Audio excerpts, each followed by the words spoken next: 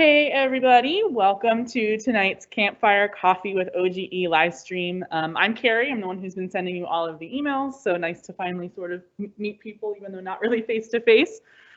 We have Megan and Virginia from OGE with us tonight to teach us all the different ways to make camp coffee. This is the only time you'll see me on camera. I'm going to go behind the scenes and sort of control the camera views and keep an eye on the question box. So I will type an announcement in there when I go back behind the screen so people can see where to submit questions and comments. And I will ask those of our instructors as they come in. So I think, the other thing is if you're joining us a little bit late, you can hit live. It's down near the play pause button, and that will just catch you up to where we are rather than making you start from the beginning. So I think without further ado, I will hand off the mic and turn things over to Megan and Virginia. Thanks, Carrie. All right, folks, how are we doing tonight? My name is Megan. I use she, her pronouns, and I work over at the Outdoor Gear Exchange here in Burlington, Vermont, down on Church Street. I am a department head for a few different departments inside of the shop. So if you come in there during the week, you will most likely see me running around, getting everything together. And I've been there for about a little bit over a year and a half now, which has been a really great time. My outdoor sport or addiction of choice is long distance backpacking and rock climbing. Those are my two specialties. And that's why I'm here tonight to talk about my coffee usage on the trail while I'm backpacking. And hey folks, my name is Virginia. I also use she, her pronouns.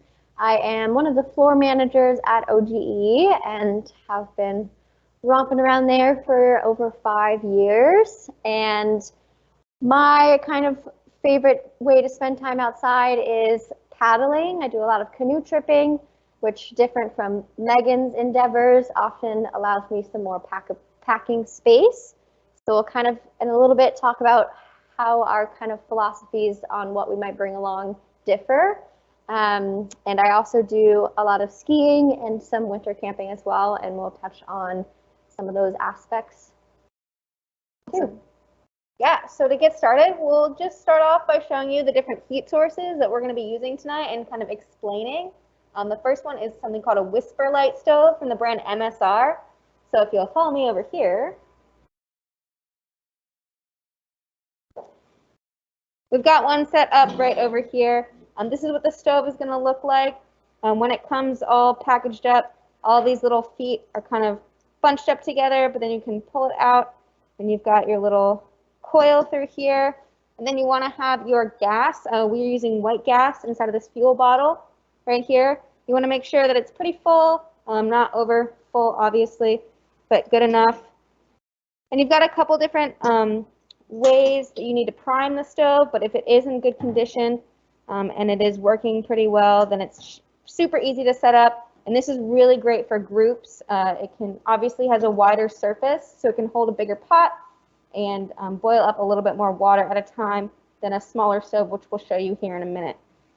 So once you have all the pieces, this is actually a screw on, this is the pump and the valve that comes separate from the actual canister.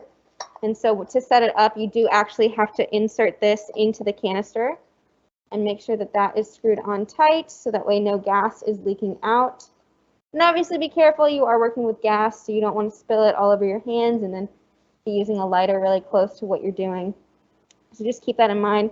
There's a little port right here on the valve that has been screwed in, and it is super simple to make sure that this just goes right on in there. And there's a little metal arm that clasps on over top. You should hear it click into a little divot right there on the stove. And then you actually have to prime the stove. There's a pump that goes through here. Make sure your valve is closed before you start doing this. I'm gonna make sure we're all good. And you basically pump, I usually, if it's brand new, you haven't used in a while, I give it about 20 pumps to really pressurize it and make sure it's good to go. You'll see some gas filling up in our little spigot down here, the second dish under the big one. And once that's all filled up, you'll basically want to light that to burn it off, and then you'll turn on the actual stove, and it should just pop on really easily. That's the Msr Whisper Light. These are really great if you know how to maintain one and you keep it up to date. These can last you over 10 years. We get people in all the time talking about how much they love it, and so that's a really great option for you.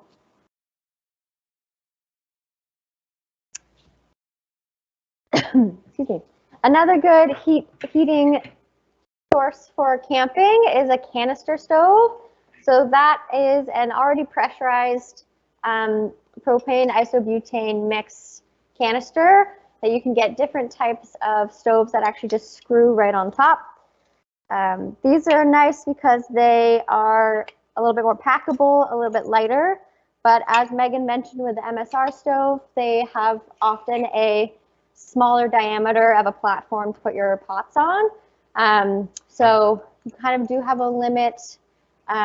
Getting like over 8 inches of a pot on this isn't really recommended.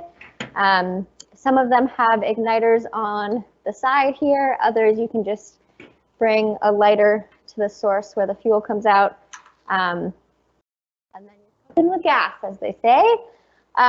Obviously not something we can bring into the community kitchen here at City Market, but fire is also a really wonderful way to not only create some lovely camping ambiance, but give you a heat source to boil water, cook food, make coffee, and have a good time.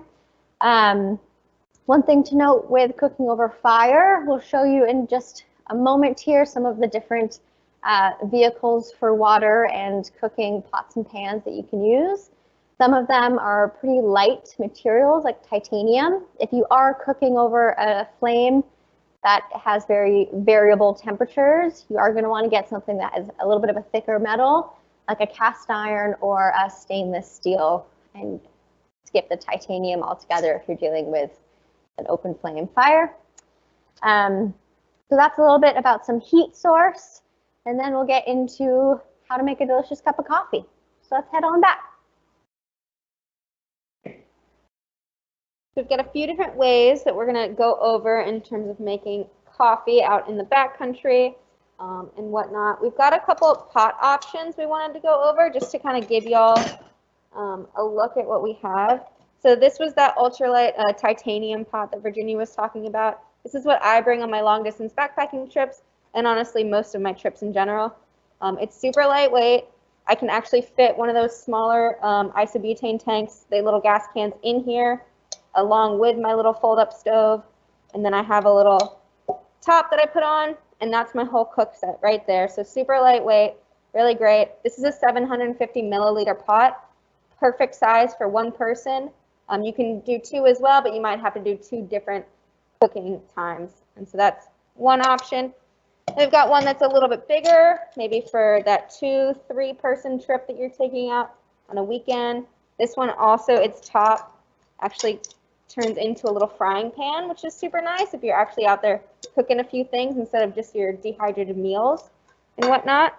And again, there's a bigger compartment in here, so you can fit more things in here for that packability sake and just keeping your gear as close together as possible and lighter weight. And there's just another example of a little screw-on stove that you could use out in the backcountry. Then we got the big one here, perfect for group settings. This is going to boil up a lot of water, hold a lot of food and whatnot.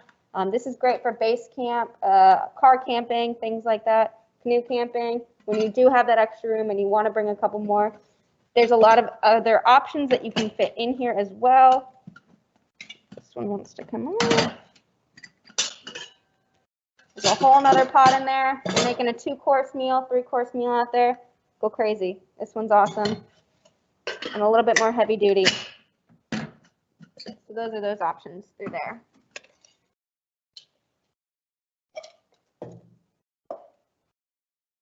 We're going to start with the simplest way to make coffee and then kind of work our way up. The simplest way out in the backcountry, we call it cowboy coffee. And it's basically just as simple as you can get it. You need a heat source, you need a pot, and you need some coffee grounds. That's it. You heat up your water in whatever vessel you're going to be using, and then you pour in those grounds. And we want to demonstrate that? Sure. Awesome. I can do that. I can grab some hot water. Pour the grounds. I'll grab the hot water. Oh, okay, sweet. Yep. So Virginia's going to grab us some hot water. And we're going to have these grounds here. We've got some nice pre-grounded beans here that we've got from City Market. And in terms of measurements and whatnot, I know I'm very just eyeballing it when I'm out there. If you want to get super technical with it, you can boil your water to about 200 degrees Fahrenheit. You can use about 2 tablespoons of these grounds per cup of coffee and whatnot. But it's super simple. Once your water is all boiled and at a good temperature, you're just going to pour that in to your vessel, and then you're going to add some grounds. Again, I just eyeball things. I kind of know from my experience out there, if y'all want to bring little measuring cups or spoons, some of the pot options these days actually have it printed on the inside or the outside of their measurements, which is super helpful and awesome if you're just getting into it. But you let that sit for about 2 minutes or whatnot, and then you're going to pour some cold water over it so that way those grounds kind of sink to the bottom. And once that's there, if you have the option to maybe kind of filter it out a little bit, you totally can. But those grounds should be sunk down to the bottom enough where you can pour it into another smaller vessel and just go ahead and drink your coffee right off the bat.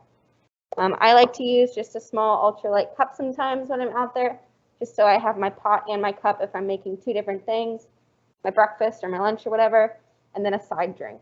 And this coffee smells really good, but it is not the time to drink it right now. So I am gonna leave that there.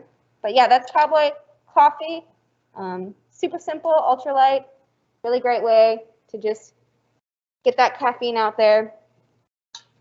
And then the next way is instant, which is pretty similar to this, except you come with different instant coffee options. We've got a few here that are really lightweight and really awesome to carry with you in the backcountry. The Starbucks one and the Brio one, they actually come in little pre-packaged little packages there, which is super great because then it's all measured for you. You don't have to eyeball it all. All you do is you pour that hot water in, you let this sit in the bottom of that cup or whatever vessel pot you're using, and then within a couple minutes it should be ready to go. Again, that's the ultralight version of coffee because when you're out there for days and days at a time, you don't want to be carrying all the extra equipment needed for said coffee. But coffee is so important out there because it's definitely a mood booster, energy booster, and it just makes them so simple out there in the backcountry. This is a brand I really like. I've taken this on a lot of different trips, Mount Hagen. They have little packages where you can put these in Ziploc bags to be more ultralight than bringing this big container. And then this is a local brand, Brio. We really love them as well. Those are your options for that instant coffee, that instant buzz. Awesome. Thanks, Megan. So kind of stepping up from some of our more simple options, this is when we start getting into actual tools to make your coffee. And as Megan said, do come with some pros and cons for packability.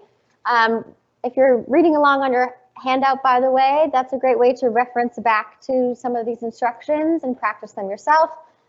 So feel free to grab that from the website because it's definitely handy to have as you're trying out some of these different recipes.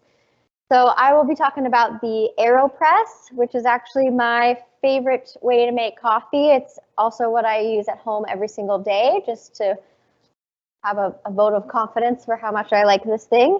What I really like about it is that it is still quite small. It's plastic, so it's really rugged. It's not going to be breaking if you're tossing around your pack. And it just really makes a high quality cup of coffee.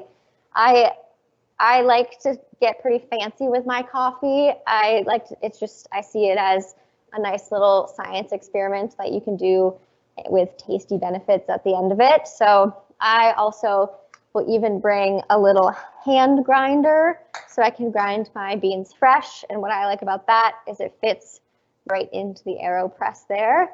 So I can get a really fresh cup.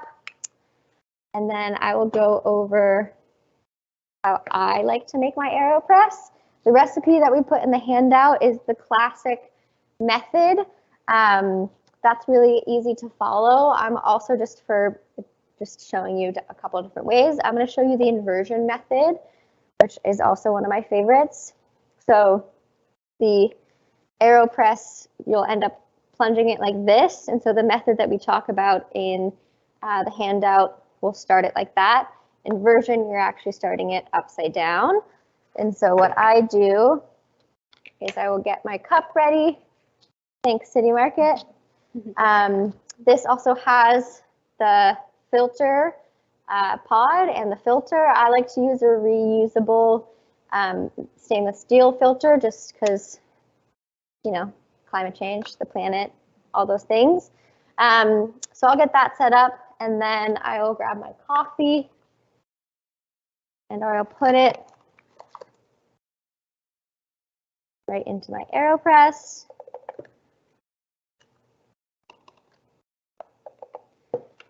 And then grab my water. And so what you'll see in a couple of these methods is just some like little steps that can go a long way with making a good brew.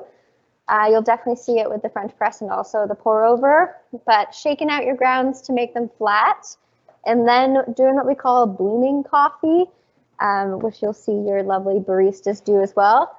But that's just pouring a little bit of water to just wet the grounds and let some air out. Let it sit. Also at this point, I will pour a little bit into my mug. If you're using a paper filter, that just rinses out some of the paper fibers, so you're not tasting that in your cup, but it also serves to start a little pre-warm on your mug. And then this I'll usually keep going for about 30 seconds. And then I will pour the rest of my water into the Aeropress.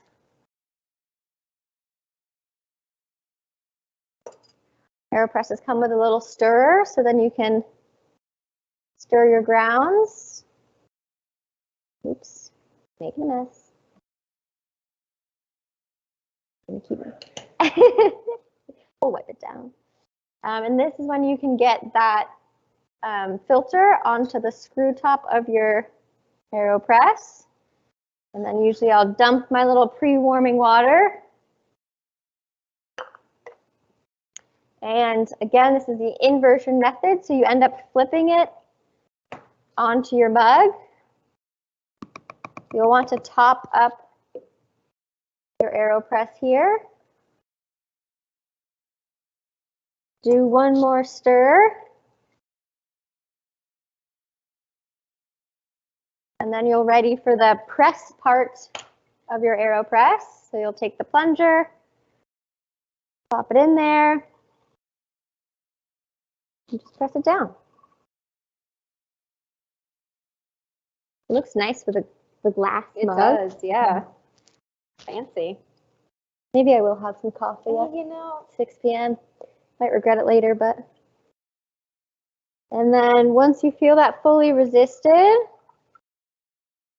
and it does a little shh sound at the end, that puck of coffee is all the way compressed. What I also like about the Aeropress is it's really easy to clean up. You just take that and it turns into a little puck that you can just pop out into your trash or compost. smells really good. And that's the Aeropress. There's all sorts of recipes online. They have like fun competitions too. You can get as nerdy with it as you want, or you can make it as simple as you want. I'll get you some more water, Megan. Thank you. All right. The next vessel we're going to use is a French press. I'm sure you all recognize this. Might have one at your house or whatnot. This is our backcountry version of it. It basically is just a plastic one, so that way you can have it be a little bit more durable if you're going to take it out on a trip, or just set up a base camp, or just out on a cold morning. You know, sometimes we just need that. It's been a little chilly around these parts, so get warmed up. It just has the plunger with that, so just those two pieces is all you need, and then obviously another vessel to pour the coffee in once it's ready to go. It's got a little cover which keeps it able to just pick that right up so it's not super hot, and a little spout on the side, which is really great. This way is super simple, as well as all the other ways that I've talked about. Once you have boiling water in your coffee grounds, all you have to do is pour those grounds into the bottom of your press. I like to shake it out like Virginia was saying, just kind of have them all even and flat. And then you're going to fill it up with that boiling water, mostly to the top. And then I like to let it sit for just a little while before I actually insert the plunger, just to let that aerate a little bit. And then once my plunger is on and it's kind of sat around for just a bit, then you can go ahead and slowly press that tool down into the bottom, and you have a large pot of coffee ready for you, for your friends, mostly just for you, because that's a good amount that I drink. So that's the French press, super easy, super simple once you have the actual press going and whatnot. It's also really nice to have the camping version, as you mentioned. Mhm. Not only does it keep this insulated, but I have seen so many friends with broken French presses in their kitchen, and having it fully plastic is just a genius thing that really all French presses should have. I've seen so many shattered. And if you have the one, you just have the one. You don't have multiple ones. Yeah. You know? There's also Jetboil, which makes canister stoves as well. They have a cool add-on right onto the pots that you use for cooking, where you can actually just buy an add-on lid and press. So you can have one pot for your cooking and then just have an extra lid that then turns into a French press, which is pretty snazzy. Indeed. Yeah. So talking about pour overs next, there's definitely different types of pour over cones that you can get. This one is a snazzy one from Snow Peak. It's super lightweight and it also packs flat, so it's a really easy thing to just like slide into the back of your backpack. You can also just get like plastic ones that are really rugged. I wouldn't bring out your glass Chemex to your camping trip, but there's definitely different types that you can use. This is just a normal #2 filter. Snow Peak does recommend kind of a handy little folding mechanism, as this is more of a square cone as opposed to like a fully cylindrical cone. So they just have a little folding method where you fold in the sides and then up a bit to just make it fit this shape a bit better. But you can find these filters anywhere, including your local city market. So this one, do this again. You're going to situate on top of your mug. You're going to grab your coffee again.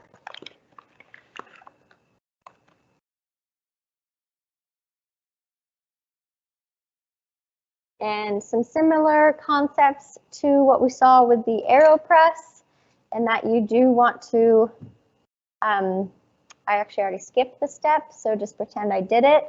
But you do want to wet the filter before you put the grounds in, as I mentioned with the Aeropress paper filters, just because you can get those fibers out of it. So pretend I did that.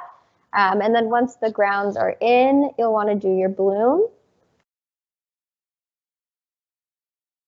Again, a good 30 seconds.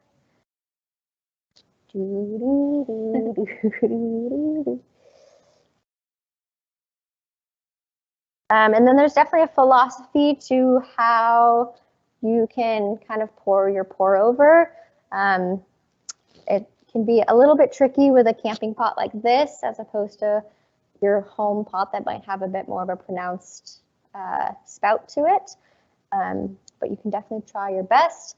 But essentially you want to be pouring the coffee in a clockwise movement and a very steady flow until you about get up to the top. You'll let it sit, and then you'll do it again until you've gone through your water.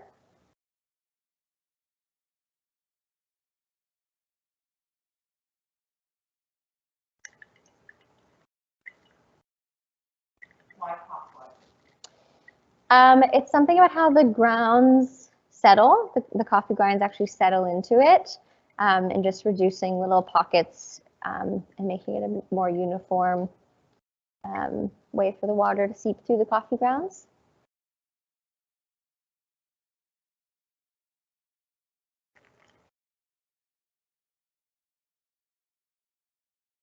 This is obviously a single serve sized pour over, but this is another example of If you get a bigger pour over, and you could put it into a bigger pot as opposed to a single serve mug. A good example of being able to serve more than just one person. The Aeropress is pretty limited to, it just takes about 2 minutes to make, but it's definitely just a 1 cup wonder. This size will also be a 1 cup, but you can definitely size up as needed.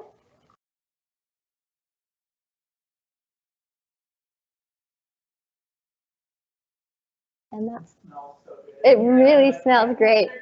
We should have got some decaf beans, even though I think they're sacrilege. Maybe not at 6 p.m., you know? Yeah, definitely.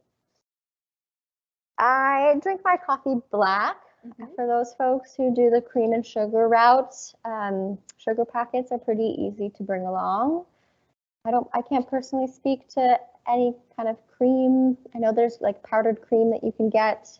I'm sure it's not the same as the real stuff, but that could definitely be something to explore if black coffee is not your style. Yeah, most folks I know out in the backcountry, and myself included, and in the front country, I only drink black coffee. But Starbucks and different restaurants have those tiny little creamer packets, sometimes the little cup ones, and I've known a lot of hikers specifically to grab a handful of those when they're right out of town, and that's what they use if they want the cream or the sugar into that. I sometimes use my coffee as my hot water for my oatmeal in the morning, my breakfast on trail, because, you know, It just so efficient. It's efficient. It gets you going. Yeah. And it honestly tastes really good after just having dry, normal oats for days and days with just water. That's another thing that you all need to really make sure, if you all making this out in the backcountry, that you filter your water before you use it, because these filters are just for the coffee, not for any bacteria that lives in the water. And Giardia is not fun. You do not want that. No, thank you. So make sure you bring a filter out there, some tabs, some iodine, whatever you use while you're collecting that water. But yeah, and I know some people do have, they can get a bit finicky if they are using tablets or drops. And coffee is a great way. It might not hydrate you as well, but you won't be tasting that chlorine when you're making a cup of coffee with it. So what's nice about the pour over too is that it's different than the French press, where you're trying to like get all those grinds out of the bottom of the pot. This is also a nice easy one where you can just lift this out and discard as needed. So that's the pour over. Adding to our collection over here. I know too, for the sugar and creamer, some people can get evaporated or sweetened condensed milk. Oh, yeah. Because that's your sugar and your dairy all at once. Totally. A little ketchup packet size. Yeah, that's genius. Also, canoe camping, if I'm just going for a night, I'm very much known to bring a cooler, and throwing a little bit of milk or half and half in there is no big deal. Benefits of in there. So our last method, by any means the last way you can make coffee outdoors, these are just the ones that we chose to show tonight. We talked about the percolator. We unfortunately sold out of percolators at OGE, along with a lot of other things. Supply chain issues are real these days. So we don't actually have one of those with us tonight, but that's another really, really simple way to make a cup of coffee, and the directions we list out are pretty easy to follow, and is also a really nice option for, depending on what type of percolator you have, you can put it right over the fire, and it makes multiple cups at once. What we did find when we were rummaging about is another just one of these kind of Italian espresso makers. This is a cute little pint-sized one where you can just pack your beans in there and make some more espresso-style coffee, which some people definitely love. And this would surely be a cute thing to take along. So adorable. On a little trip. So that's kind of what we had outlined for options with you tonight. when it is winter, I don't know, for the folks who are tuning in from Vermont, we've had some wicked cold days as of late. So we definitely wanted to touch on the more cold themes about camping and also making coffee while camping in the winter. Have we touched on the fuel sources yet? We talked about it a little. I'm going to grab these fuel sources over here.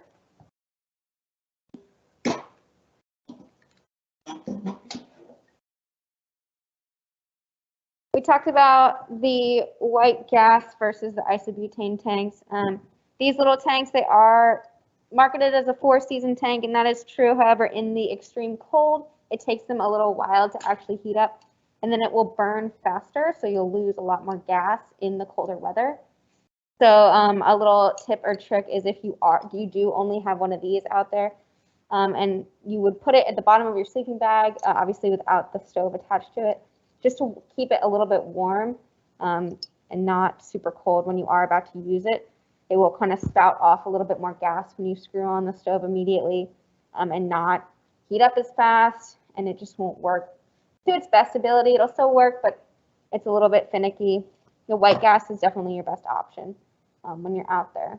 And then along with that, in those cold temps also comes along some wind sometimes. And so this is just basically a stiffer piece of foil that is specifically meant to be a windscreen. You can also just make your own out of foil or whatever you've got. That just goes around your stove, around your pot to keep that wind and that cold away from the actual fuel source, that light, so that way it doesn't maybe go out and it will burn more efficiently. So those are definitely the ways to handle the cold when it comes to the gas options. Yep. And Megan mentioned some of like the noises that can happen when you start these things, or in the case of these, there can be a little sputtering when you screw it onto the canister. This definitely can sound like a little bit of a rocket ship, and depending on how much fuel has also collected at the base of it, can have a little bit of a flare up. These are all really normal things and can be definitely intimidating the first time you use them. Anytime you deal with fuel and fire, you of course want to be intentional about it. So if you are using these for the first time, I suggest definitely trying them outside in your backyard before your trip, watching videos if you want to get used to it, just so you're feeling really comfortable with it when you're actually out there in the woods. But noises and a little bit of flames can definitely pop up and be around, and it's not a bad thing. Those also tend to be a little finicky at higher elevations. Yeah. So over here on the East Coast, I've never had a problem. When I was out in the Sierras this past summer, I was at 12,000 feet, a couple nights, whatnot. My isobutane tank definitely took a little bit longer to heat up my food than it would when I was over here on the East Coast. So just keep that in mind in terms of elevation and cold. Yeah. And again, just like all of these coffee methods, there's pros and cons to both. What is a bummer about these, even though they are packable and the actual stoves are quite easy to use, is that they're not refillable. You can recycle them at places like OGE, where we have a specific recycling program for them. But unfortunately, once they're done, they're done. This is a bottle that you can go and fill up at your nearest outdoor gear store. MSR does also make some universal stoves where you can, one of their stoves, you can literally put diesel in it and it will still make a stove. But most of their MSR line is just using white gas, but you can reuse that bottle as long as you want. For sure. We had someone comment, are you familiar with the Nanopresso machine? I've experimented with most of the methods you've demoed and found the Nanopresso to make the best campfire espresso. It's lightweight, easy to carry in your pack, or in my case, light packing. Is that the pod one and there's like a button you press on the side? I will see if this person answers. Yeah. So let's do yes. Yeah. Yeah, as we mentioned, there's a million and one different ways to make coffee. And that I've definitely seen. I haven't used personally, but if I am thinking about what you're talking about, it does seem like it's quite the packable pint-sized thing, which is definitely a huge plus. and it also seems pretty easy to use. So I would definitely love to figure out how to get my hands on one of those and try it out. Sounds perfect for bike packing. Yeah, We can carry just a little bit more, and that would be something that I would definitely use for weight. And that's another thing to think about on the winter side of things as well, specifically backpacking. You are going to be pushing the limits of your pack. You're going to have a loftier sleeping bag, more layers. Your pack can just get way bigger and heavier than a normal summer backpacking trip. And so that is something to think about on a winter trip, and maybe choosing one of these options that take up less space compared to the other. Another thing that Megan and I were reflecting on is winter camping is beautiful and definitely has moments of being cold. It's the winter, and usually in the morning, getting out of your sleeping bag is a bit harder than normal on a winter trip. And that is something to think about when making a cup of coffee in the morning. I know on most of my winter camping trips, I'm pretty excited to be able to get hit in the trail and get my body moving.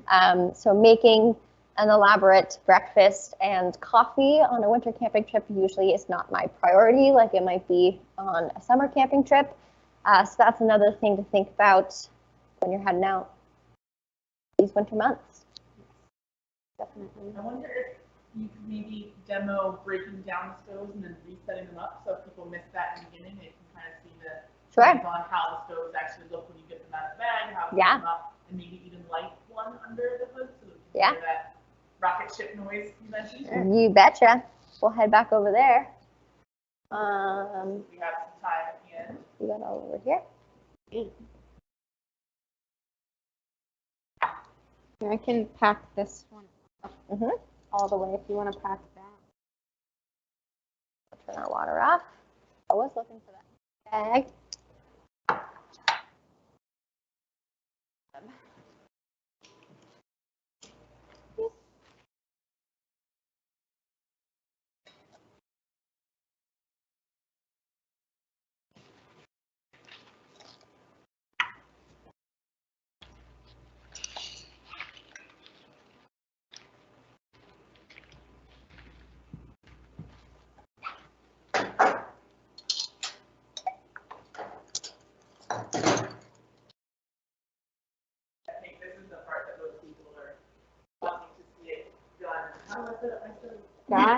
Totally. I can show y'all how I do my setup for my ultralight setup. I have my pot here, and like I was saying, I can fit a smaller isobutane tank in there. I like to put it with the spout actually down. I've noticed that if I do it this way, this ring around here, because sometimes there is moisture left in my pot, will actually cause a little rust line inside of my pot. And so just to kind of negate the amount of rust that I have to clean out every time I get back from a trip, I'll put it down like that. It also keeps a flatter surface, so that way if I am packing my little ultralight cup, that just fits right there on top. And my stove is this little stove in this little pouch, and I can fit that in there. And I always bring just a tiny little pack towel. It's super nice to have just to clean out your pot at the end of the night. I've noticed that on longer trips in between my town stops, or sometimes I even forget to clean out my pot when I'm in town. This is a really helpful way to keep my pot in good condition.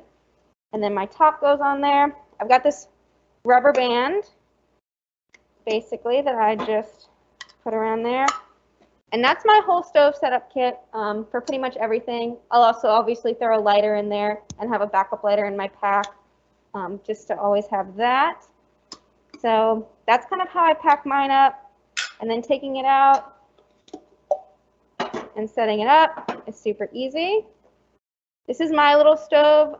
The brand is called BSR. And this little thing has lasted me about 6,000 miles worth of backpacking and meals. I don't know what that is in meals, but you know, it's at least breakfast and dinner most nights, or my quick morning. So maybe just dinner at all times, but mostly that. We'll screw on. super easy.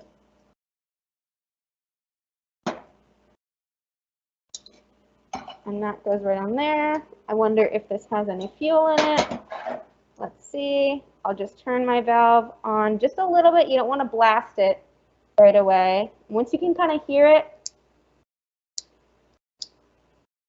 it'll just go up, and then you can adjust the flame via the valve.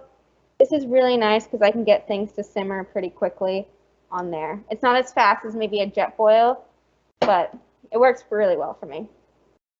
Yeah. That's my little ultralight setup there. Nice.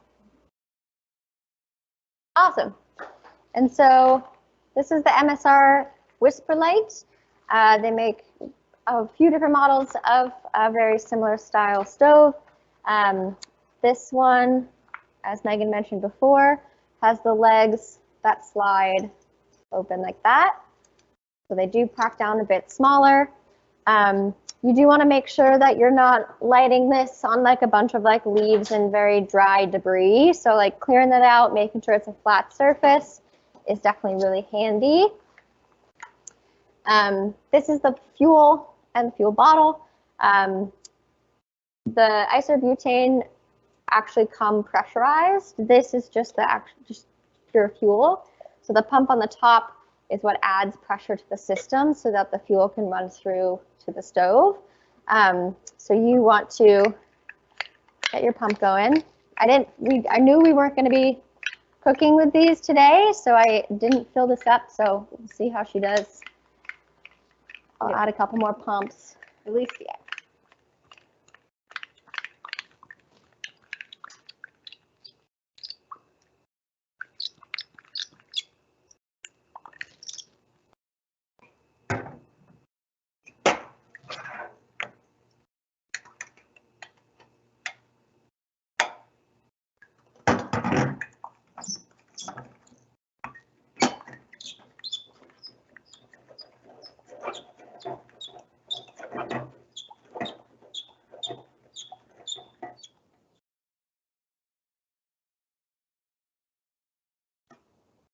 That goes.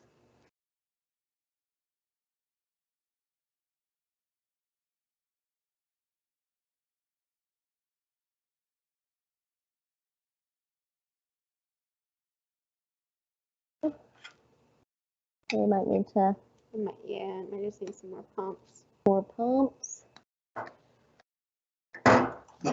Hopefully we'll get this lighted for you, but we might just be down too low on the fuel. Yeah, so like I said earlier, the fuel will collect in the smaller dish right underneath the actual stove. And that basically just primes it. It kind of lubricates that little coil through there. So that way when we do light it up, the flame and the gas will just come out really smoothly through all those coils.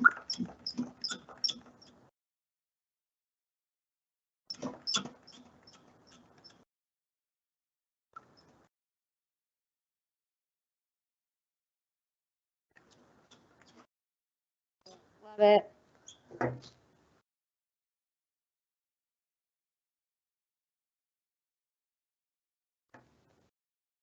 Was it giving you any pushback? No. No, it might. There just might not be enough in there. Yeah. Sorry guys, we couldn't end with some pyrotechnics, but yeah, it is. Once it gets, as Megan mentioned, you want to kind of burn it out a little bit and then turn it up, and then you've got a great place to boil some water. Cool beans. Any other questions out there? We can head back over this way. None so far. I asked if people had any other ones in the chat, so if you want to call for questions so they can hear it. Yeah. It's super important to be good stewards out there when y'all are on the trail in the backcountry or even just car camping at a campsite right off the road. It doesn't matter. I don't know if y'all know about the 7 leave no trace principles, but they're just kind of backcountry ethics that folks like us like to follow while we're out there in order to make it a nice space and we leave it better than we found it. It's kind of like the catchphrase and the key term. And so with all of these different methods that we talked about, obviously there's going to be a little bit of trash that comes out on the back end, whether that be a filter or coffee grounds or things like that.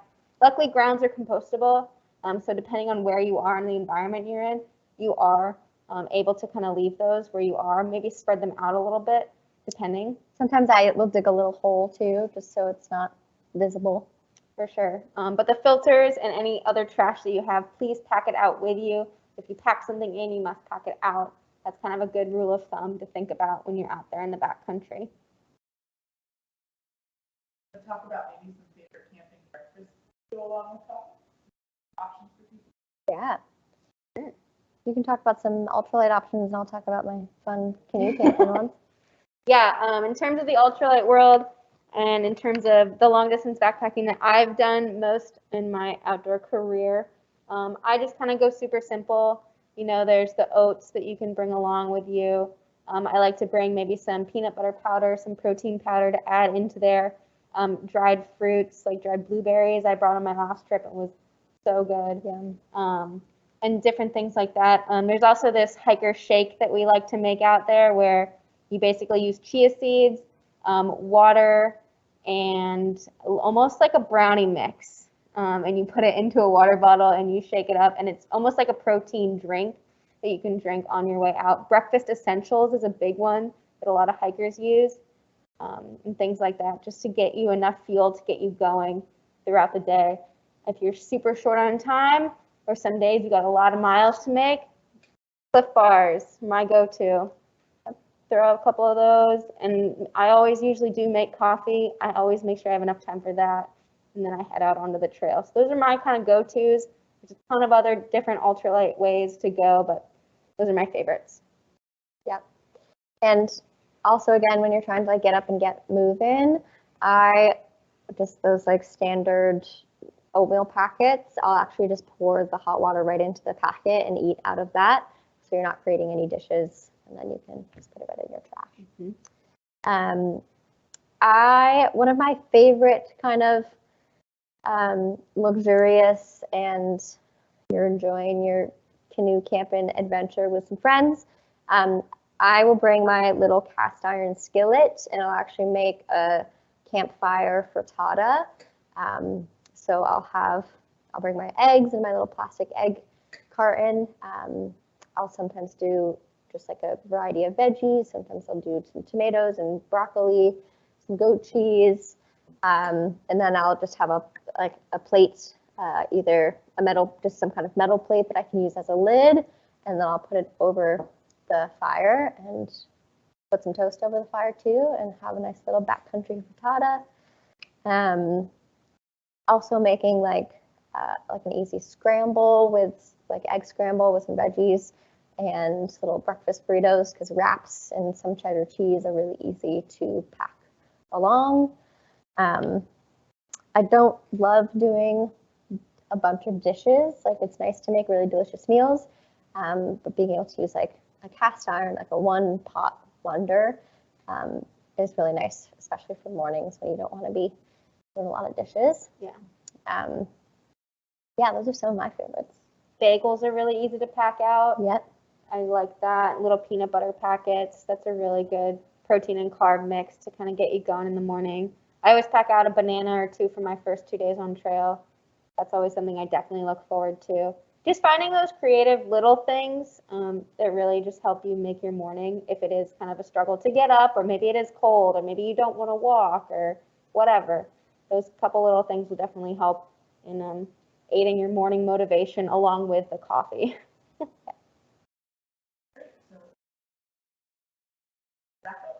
Yeah. Great. Well, Megan and I were definitely looking forward to this, and it was a lovely evening, and I'm glad you guys got to sign on.